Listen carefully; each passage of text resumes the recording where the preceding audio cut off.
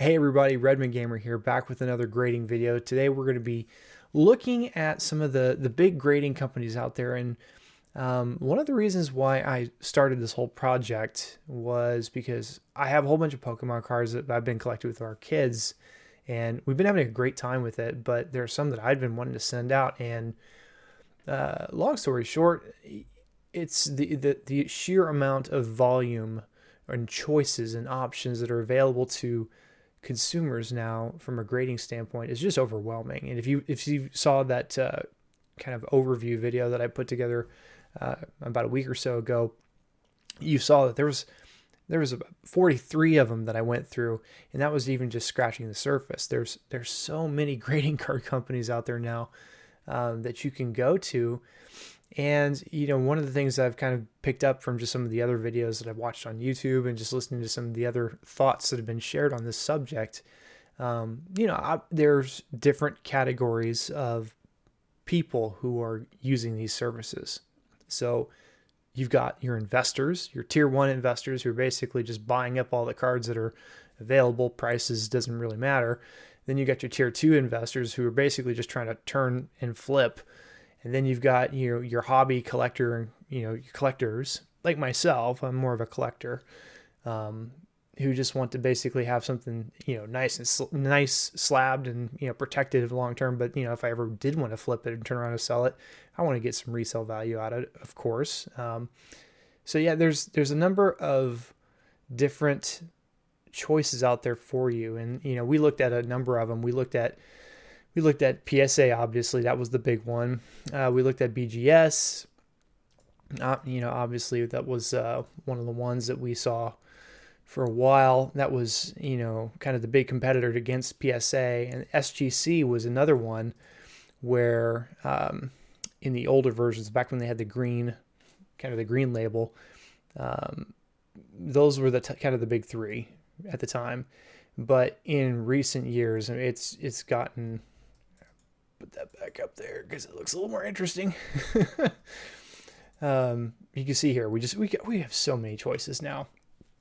Some of these aren't even around anymore, but it just goes to show how many choices are just available to us. And it begs the question, as if we're going to be grading our cards, and what is it ultimately that you're kind of after? Are you after the resale value? I think PSA still holds quite a bit of value in the name brand itself. In fact, I was listening to, I think Sports Card Investor, I think it was, and they basically, he was saying that PSA still turns product all the time.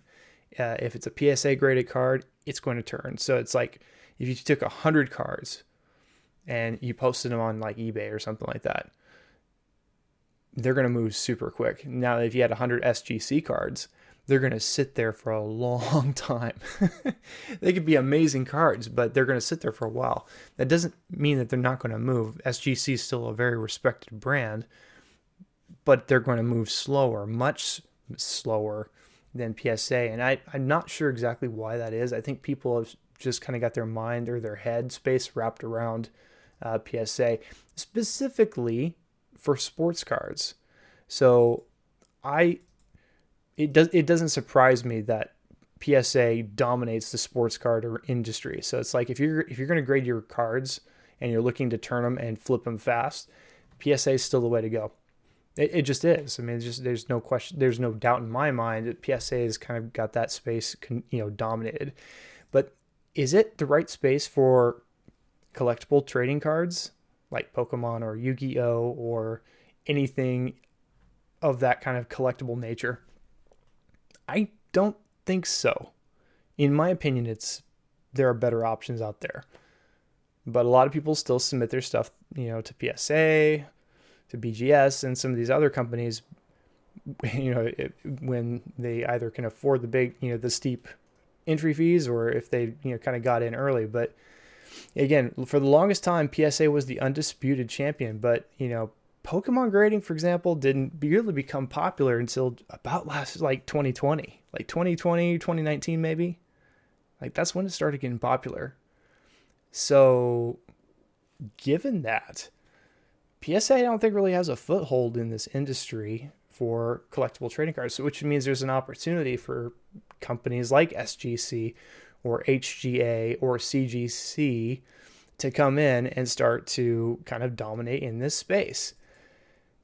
Now, we've had a number of conversations about, some of these other grading companies like HGA, which I still think is a cool idea, especially if you're going to go with these like more colorful, splashy labels. I think that's really where HGA kind of shines. But, going back to the old, the PSA route, I mean, there's nothing really much here to get me excited as a collector. I mean, the slabs, by the way, I still love the PSA slabs. They're still my personal favorite in terms of just the size and just overall versatility. But this label kills me. And it kills my interest in PSA, especially for Pokemon or anything that has like high color variants. And that's where recently, and if you saw my SGC review video, this is where I got really excited about SGC. I was very excited to see how well it was using just this simple neutral color label. And the fonts are really well. The text is really clear. They usually don't clutter it up with a whole bunch of gibberish, which you see so commonly on some of the other ones. It's just a super clean label. I like it. I really do. So SGC to me really has an opportunity to kind of dominate in this space if it really wanted to. But, the sports card industry is where it's at. I would say, comparatively speaking, collectible card games or TCG type of grading services, it's probably more in the 1% to 2% for what their business is. Like the majority of their business is more likely than not going to be sports card related. That's just the way it is. So I mean, that's just my two thoughts on that. So, but I do think that, that's why CGC kind of came out of the gate, guns a-blazing, so to speak, because nobody's really claimed this space. And so to have CGC in this market grading Pokemon cards, I think they stand to become the PSA of, collectible traded cards that are graded. I think they could. So, I mean, you can kind of do your own research on this, but from what I'm seeing, it really does look like these cards, like, CGC or, SGC, which is, I see a lot of these in here as well. Even Mint. I've seen quite a few Mint cards graded through Mint. Like, there's wiggle room here. PSA does not have a foothold in this space just yet. Now, if PSA gets their act together and starts taking submission orders, then it's game over. Because, again, PSA is the name in the industry, and a lot of people still grade their stuff through it. But it's kind of like there's a window of opportunity for other grading companies to kind of establish a foothold. And I'm curious to see what ultimately happens in the industry. Like, which one of these becomes the predominant one? Is it going to be, it's not, I don't think it's going to be PSA until they get their systems fixed, but is it going to be SGC? Is it going to be Mint? Is it going to be CGC? Or is it going to be this, crazy outlier of HGA? I doubt this one, but, what's it going to be? I could see it going a number of ways. Personally, if I could have my preference, I would like to see SGC really come out of the gate here, because I mean, if I've actually got a couple of slabs of all of these ones that I just showed you here, and this just looks amazing. Like, they really do look great. And if you haven't actually picked an SGC slab up for Pokemon cards or Yu-Gi-Oh cards or any sort of trading card game, like, you really should give it a try and check it out. You'll see what I'm talking about. They really do stand out.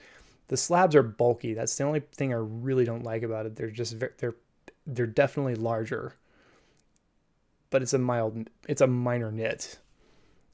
My second favorite though has to be CGC. So as it stands, final, TLDR, or I guess TL, too lazy didn't watch, TLDW. Yeah.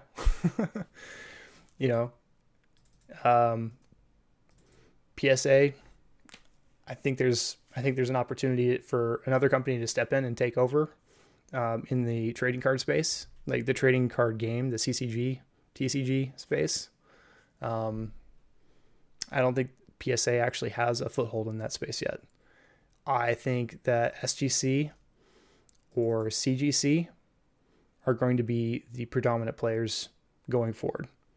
That's based off of probably about a month of looking into this, like on a nearly daily basis. So that's about the final summary of everything that I have to say about this subject. So going forward, I'm not sure how many more videos I'll be posting on this particular topic, but hopefully this has been incredibly helpful for you, because it's been incredibly helpful for me in just trying to land on a label choice that is good for my collection. It's good for our kids, and it's just going to be something fun for us to do. And for the record, by the way, the SGC website is awesome. Very, very slick, very, very user-friendly. I certainly enjoy using it. So is HGA's, and I haven't actually submitted anything through CGC yet, but I've heard good things about that as well. So I love that the technology has improved significantly over the last 10 years to make this hobby more enjoyable. So anyway, hope you all enjoyed this video. If you have any thoughts, feel free to leave some thoughts down in the comments below. Again, like that, hit the like button, join us, subscribe if you want to see more videos. Again, while I might not be talking necessarily about this particular subject, there will be some cool stuff I'll be chatting about. So stay tuned. So in the meantime, thanks for watching. I really appreciate it, and have a good rest of your day. Cheers.